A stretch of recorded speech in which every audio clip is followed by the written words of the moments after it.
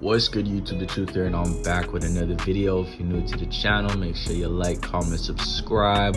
Without further ado, let's get straight into it. Now for today, we're gonna be talking about the Baltimore native, Mr. Gervonta the Fraud Davis. Yeah, I said it. I've had enough of watching Gervonta. I've been watching him since the Pedraza fight, where he became a world champion, and it looked like the sky was the limit, you know? But throughout the years, it's just been a constant, all right, is he gonna fight this guy now? Okay, he's gonna fight him next year. Okay, he's not gonna fight the guys we want now. All right, he's gonna fight him next year.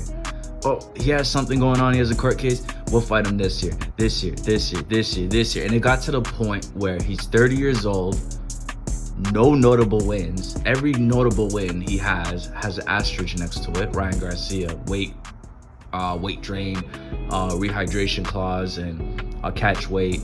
And we saw how good he looked at 144 or whatever when he fought Haney. Pitbull Cruz, who's got schooled by Ryo. Who else does he have? Barrios, who got a draw with a 50-year-old Pacquiao. The resume is just not stacking up, and when it came to him wanting to fight the guys we want him to fight, like the Devin Haneys, the Teofimos, the Shakurs, even Ryan Garcia, but like not at the way we wanted it to. Lomachenko, especially Lomachenko, there was always some excuse, some reason. I remember when Floyd thought, when Floyd and him were beefing, Floyd said that he was gonna put him there with Lomachenko. You know what he said? Oh, he started crying like the guy, oh, Floyd wants me to lose. And the only way they made up is when he took the Lomachenko contract away.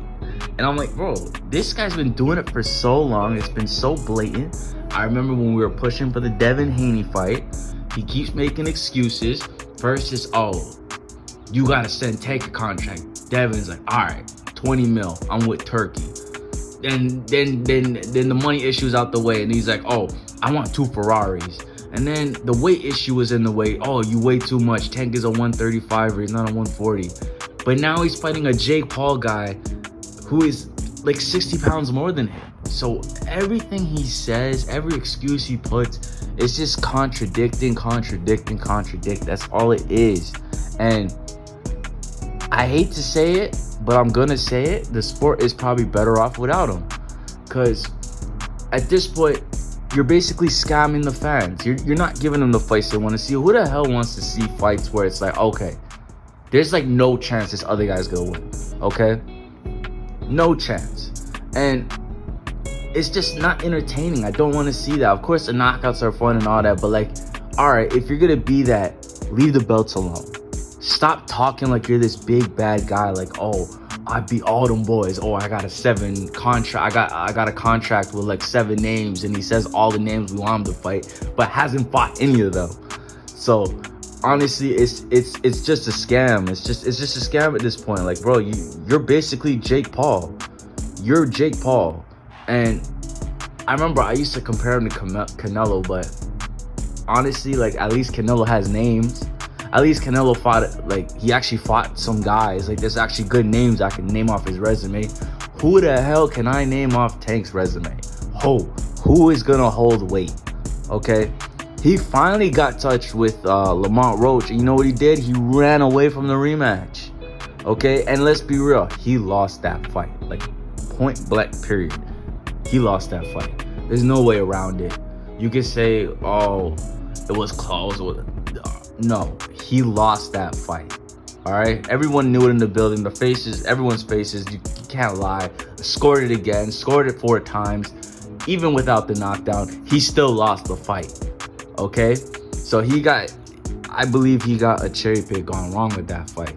So basically, he thought shit was sweet with Lamont.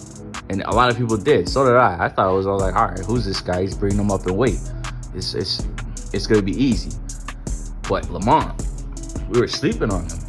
He has world champion experience.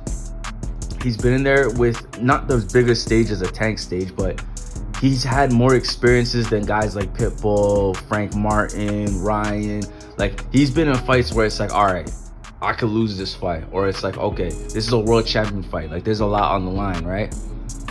This is not a fight I'm guaranteed to win. He's been through that. He's had a loss. He's been through things that a lot of the guys people that Tank's fought has it, and it showed that night. It showed that night, and he got the win. And honestly, people might say, oh, Tank was a little like distracted. I'm like, I don't think he was. I really don't think he was. I remember watching the All Access, almost, if you want to call it All Access, whatever they had, like leading up to the fight, and he was constantly talking about training so hard because he's scared of getting embarrassed in this new era, and how he was never, and I always give him credit for that. I'm like, all right, he's never gonna undertrain. He's gonna take all, no matter how low the comp is. I remember seeing him when he's preparing for Ryan. Everyone thought Ryan was ass. He was like, he has power. I'm worried. I'm gonna make sure I'm gonna win this. So I believe he did prepare for it. What he didn't prepare for was someone who was not gonna be scared of him, and someone who's gonna dish out whatever he takes. And it could have been because he has experience with him in his camp, but from what I seen, I just see the guy who was not scared of Tank, made him pay. We always said Tank had IQ, but like, who has he fought that had high IQ? The guys that he beat, none of them were IQ fighters. And then Roach showed a little bit of IQ, and shit, Tank looked puzzled, man. It looked like he damn near wanted to quit. Like, that's what I've heard stories, and that knee kind of like solidifies it. Like, when the shit gets hot, like the last 2 rounds, he didn't bite down and try to win. He was telling Lamont, you're not gonna win. Like, pretty much they're trying to bait him to run into a shot so he could win. He didn't try to sell it, go for broke or anything. The dude just was like, all right, whatever. And even when the draw was announced, he didn't look that disappointed. He did some fake ass reaction. But anyways, that's it for today's video. Make sure you like, comment, subscribe, and I'll catch you on the next one. Peace.